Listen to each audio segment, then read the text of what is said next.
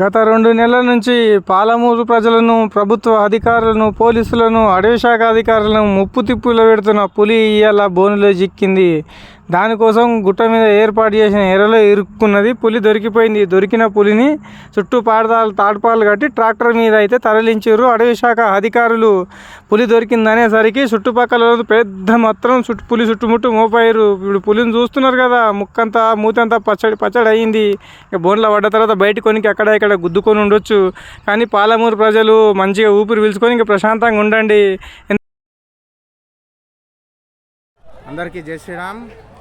మా టీడిగుట్టని మొత్తం పాలమూరుని గత 3 నెలలుగా పులి బెదిరిస్తున్న సందర్భంలో ఈరోజు అటవీ శాఖకి పులి దొరకడం జరిగింది. మీ వెనకాల చూసుకోవచ్చు. ట్రాక్టర్ మీద వచ్చేది పులిని బంధించి ట్రాక్టర్లో తీసుకురావడం జరుగుతుంది. 3 నెలల నుంచి టీడిగుట్ట ప్రజలకు, పాలమూరు ప్రజలకు కంటి మీద కునుకు లేకుండా చేసిన పులిని ఈరోజు బంధించి తీసుకురావడం అనేది చాలా సంతోషకరమైన విషయం. అందరికీ కూడా జై శ్రీరామ్.